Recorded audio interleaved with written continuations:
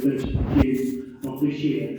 I won't intend to go through the whole paper in detail, it's quite detailed, but just as an overview, so section 1 of the report provides a little bit of background in terms of where the council is at the moment, certainly in terms of the demand and inflation pressures that it has within temporary accommodation and homelessness, issues around increasing interest rates, and inflation cost of living pressures that affect pay, price, supply chain, and net cost of services. We also provide some background in relation to the council's scrutiny and growth programme. Section 2 provides an overview, a high-level overview of the council's current projected outturn, which suggests an overspend of 2.476 million, which is after the council has used 3 million of its additional borrowing as part of the exceptional financial support arrangements that have been agreed by central government earlier in the year. So that means that the council has an overall deficit of 5.476 million. Agenda item 10 outlines key saving proposals which have been developed to significantly reduce the projected outturn position in order to avoid the risk that a section 114 notice has been issued, but that will be discussed in the next paper. Section 3 will provide some overview of that stability and growth programme. Section 4 provides an overview of the council's emergency and temporary accommodation pressures, which, as you know, forms the largest area of pressure that the council is facing as a whole. Section 5 of the report up to section 9 provides you with a detailed review of the outturn and reasons for either overspends or underspends in each of the service areas of the council. Section 10 of the report provides an overview of the council's HRA outturn, which will obviously advantage the council's social housing stock. Sections 11 to 12 provide an overview of the council's capital programme, including both the general full capital programme and the council's HRA capital programme, which also includes proposals to roll forward slippage of monies not spent in 23-24, which will be added to a new revised capital programme. And then section 13 provides an overview of council's funding arrangements, including the amount of income it expects to take in relation to council tax and business rates, and notes a particular pressure in relation to business rates as a result of changes in business rate valuations, especially in some areas of retail within the borough. Happy to take questions, as I mentioned. I have Lynn joining me, and Amira has also joined us from Palmer to support as well. Thank you. Well, firstly, thank you for your canter through the performance report, which is always too fast for me. I think most people find that we need to go through it a little bit slower than that. So we will take each of the sections one by one, if we may. And thank you very much, Amira, for joining us today, and breaking your holiday. So we'll let you go as soon as we can. So my first question, really, to set this up, is to say, in your general fund, paragraph 2.2, you're saying that you're hoping to deliver a reduction of up to £7 million, and that just seems like an impossible task. Either you or perhaps Amira could comment on, and particularly in terms of what is the £7 million from? What is the reduction from, please? Thank you, Chair. So the overall £7 million reduction is that there will be a mixture of service reductions against the council's gross expenditure budget of just under £80 million, 79.979 million, or where we are looking to maximise income against the council's income budget of 56.660 million. In terms of where the savings are will come through. The savings will come through all areas of the council. Clearly there will be some areas of pressure where we will want to take bigger strides, certainly in terms of areas such as tourism and culture, where we have quite ambitious targets in terms of making savings as a result of the transfer of some areas of that particular service to third-party suppliers. Well, clearly, one of the biggest areas to look at is the reduction of temporary accommodation, emergency accommodation. Just to note that at the end of the financial year, we had approximately 380 placements that were supporting either individuals or families. That has currently been reduced to 264. The total as of Friday was 263. So I think that just shows and demonstrates that there are areas of work that are ongoing, both in terms of ongoing service delivery to try and mitigate where we have particular pressures, but also where we've got particular areas that we know that we need to make savings.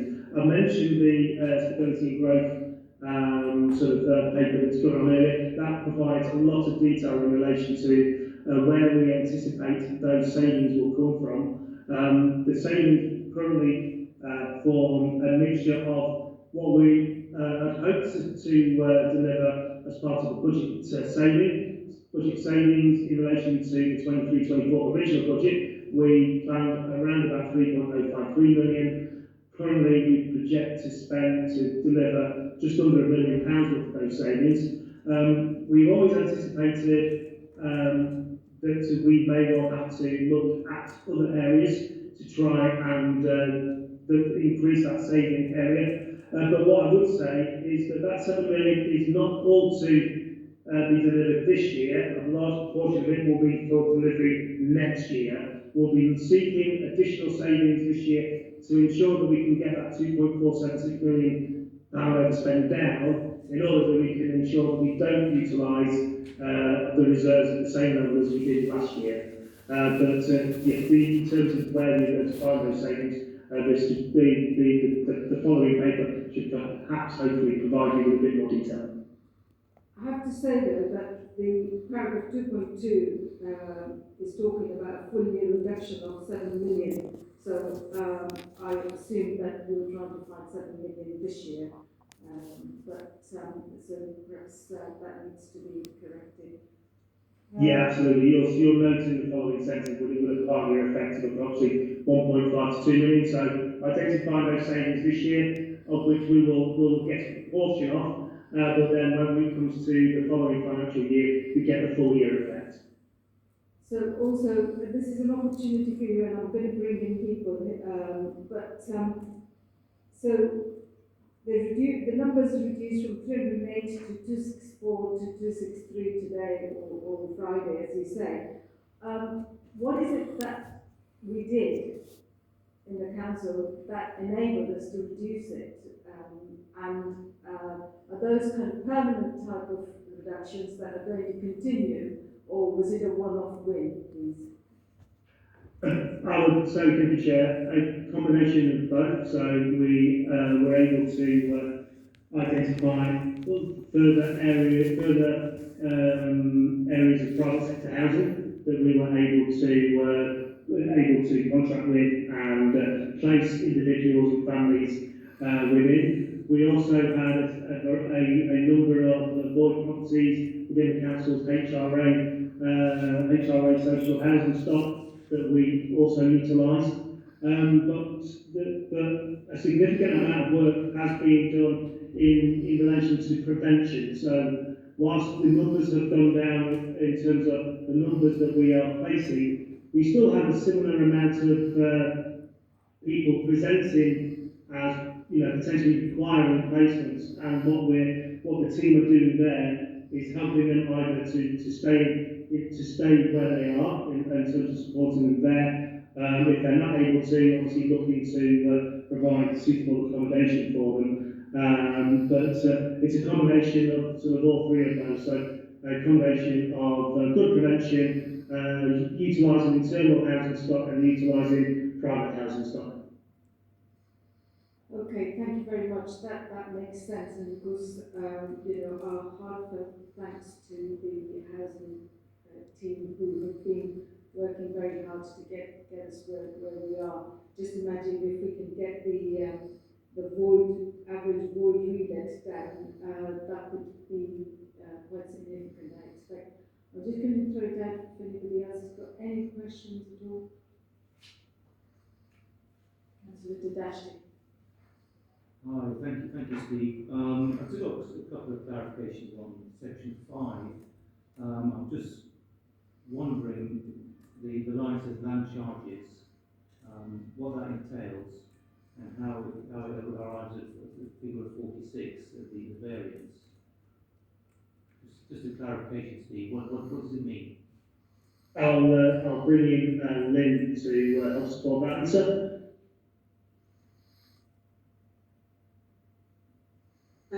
Thank you very much, Steve. I've just quickly looked this up. It is a statutory responsibility. What we would be looking for from that particular service is that our income, and we are able to charge for that service, covers the cost, and at the moment it doesn't. Local land charges are outstanding financial claim, restriction, prohibition, decision, or information affecting a piece of land. There is a legal obligation to register local land charges. The local authorities currently maintain the local land charges register. That is certainly an area that will be looking at in our forthcoming budget review meetings. We've got a specific meeting to go through the land charges, and we hope to come up with some sort of solution so that it isn't costing us quite so much money. Okay, thank you for that. Okay, so I'm just looking at the section 5.2, the Microsoft licensing, and I noticed we had a 56k overspend last year and an additional cost of 124k this year. And I'm just, again, curious, because things like Microsoft license, obviously, it's usually well established, you know what that's normally going to be. So what's happened here? Have we got new licenses? Have we got new equipment? I mean, how would that be explained, do you think?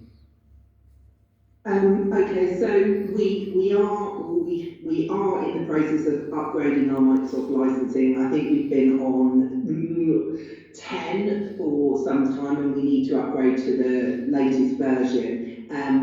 Part of this as well is going to be an inflationary impact from price rises, and we do have an inflation reserve in our contingencies, which we have not allocated as yet.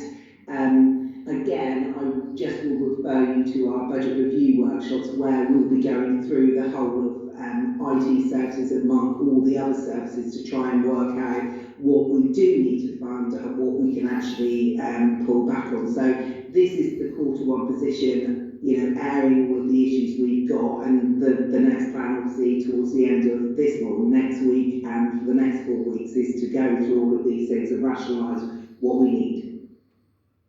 Okay, just one more question.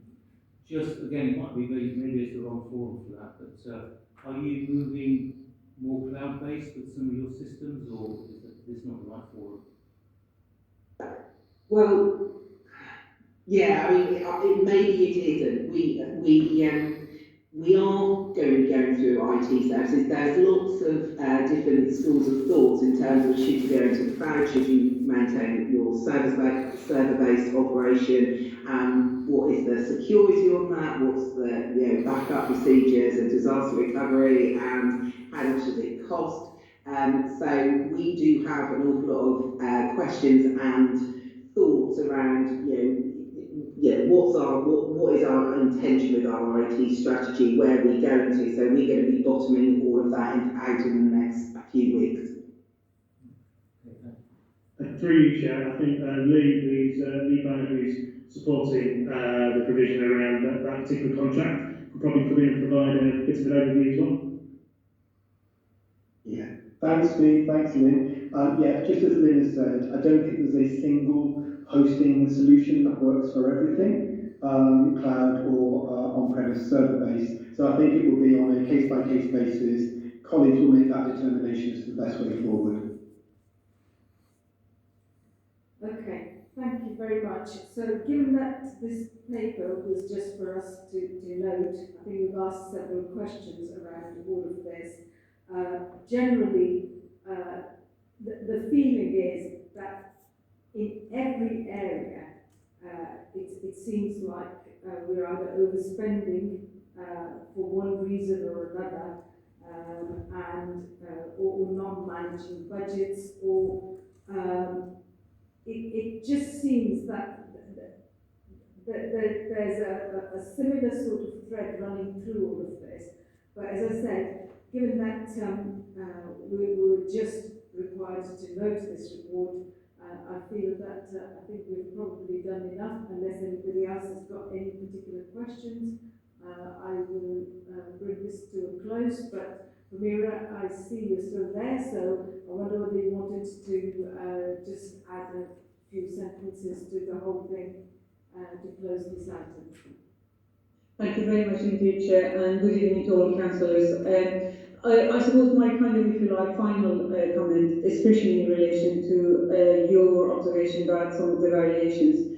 Don't forget, when we set the budget in February of 24, we assumed significant, sizable savings within the budgets.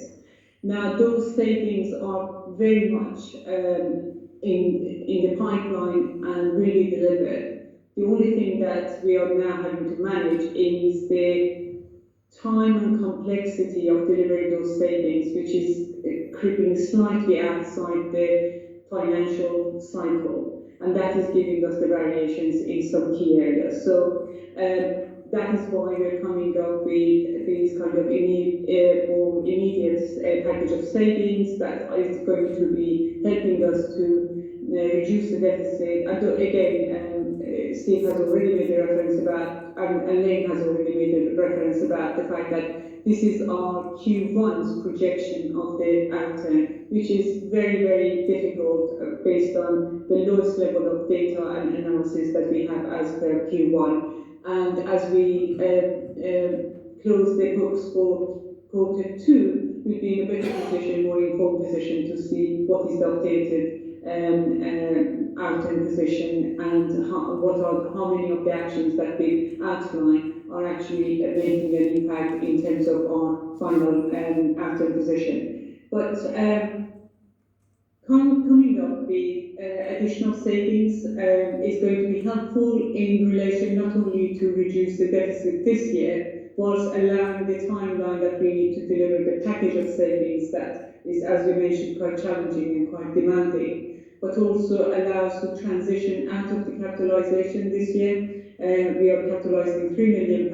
That facility is no longer going to be available, so we just need to make sure that we are coming up with additional packs of savings to help us to transition out of that.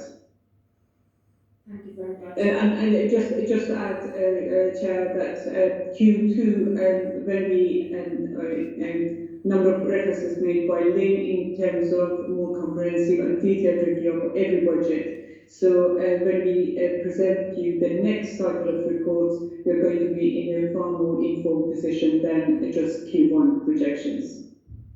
That's certainly good news. Thank you very much, Amira, and thank you for joining us this evening. Really appreciate My it. pleasure. My pleasure. Thank you. So we'll close this item. Thank you.